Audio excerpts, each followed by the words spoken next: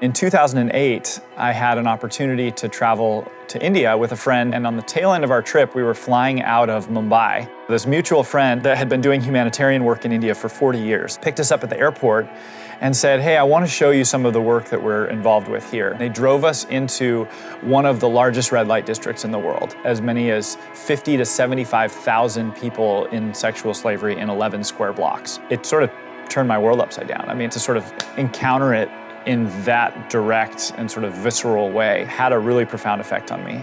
The next morning, they picked us up at the hotel and said, okay, we're going to see the other side of the story. They said, okay, this is a home for children under the age of 12, most of whom are HIV positive. And when we walked in, these kids just came running and they were singing and dancing and they grabbing our hands and they wanted to walk us around and show us their home. And I just sat there completely overwhelmed, like, okay, God, you are bigger than I ever imagined, and I need to be a part of this.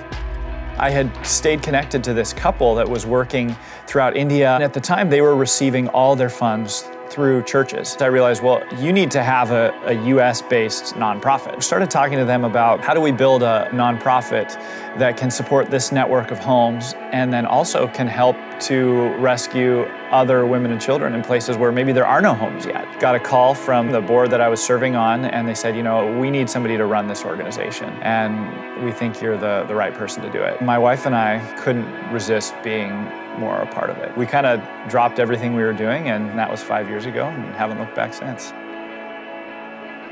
What's really exciting is that the people of God are standing up and leading the charge to say, you know what, we need to do something about this. We actually believe that no matter how dark the exploitation, how horrific the abuse and torment, that Jesus offers real hope. We have this statement while we're sort of looking down the barrel of this global crisis, that it is not the injustice that drives us, it's the magnitude of hope. Like, it's one thing for me to stand up as this white male who grew up in America, but when a young woman stands up and says, here's my story, here's where I came from, here's what happened to me, and here's how my life has been transformed, here's the hope and the healing and the restoration that I experienced, that's a completely different ballgame.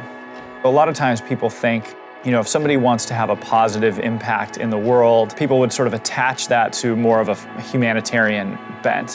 What I loved at Trinity was, regardless of your stream, regardless of your major, that people had this desire to impact the world.